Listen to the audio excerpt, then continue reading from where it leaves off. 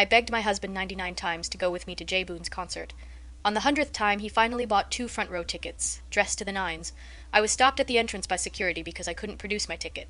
By the time the concert ended, I still hadn't been able to get through to him on the phone. News broke that my husband and his young girlfriend were at the concert, requesting Sunny Day from Jay Boone. The story shot straight to the trending charts. There is no rain in the lyrics of Sunny Day. Because the only world caught in a torrential downpour was mine. Chapter the news about Louis Sheeran and Ann Cohen was blowing up online. He even shared it himself on his social media. His caption was framed as an apology. This girl was being immature and insisted on going to a concert. I never thought it would make the news. I've seen everyone's messages. Sorry for causing a stir. 5 years of marriage, and I was never once important enough to show up on his social media. Now he just hands that spotlight to another woman without a second thought. I begged him 99 times to take me to that concert. He said no every time. Someone else got it on the first try. Numb, I turned off my phone screen and stayed by the roadside, waiting for a ride. On the night of the concert, the whole city was at a standstill. I stood alone outside the venue forever and couldn't catch a cab. My phone rang. It was Louis. His voice was cold. "Why aren't you home yet?" I stayed quiet. In the past, I would have automatically softened, played cute. But tonight, I didn't know what to say to him. Louis got impatient. "Janice, did you lose your voice?" "I'm at the concert venue."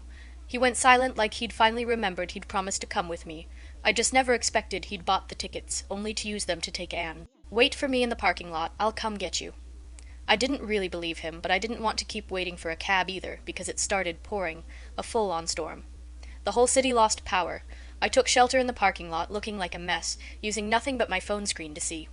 The battery lasted 2 hours tops. Before it died, Louis still hadn't texted back. Instead, I saw Anne's post. The whole city's a wreck from the storm, but I am grateful he still drives me home.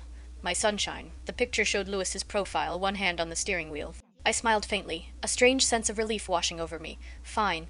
I waited at the concert entrance until everyone was gone. He stayed with Anne. I waited in the parking lot all night. He never showed. I waited 5 years in this marriage for him to change. This time I wouldn't wait any more. I walked to the nearest hotel and passed out as soon as I hit the bed. The next morning I went straight from the hotel to the law firm. I was still a little late. The firm was a big name. Louis founded it. I was just one of the lawyers. As soon as I sat down, Rosie Eilish, the lawyer at the next desk, looked at me impressed. "Today's the all-hands meeting with the big boss and you still dared to be late and skip it." I just smiled. Louis never waited for me, let alone for some meeting. It was always me waiting for him, every time. The morning was light on work. Once I finished up, I opened my laptop and started drafting divorce papers.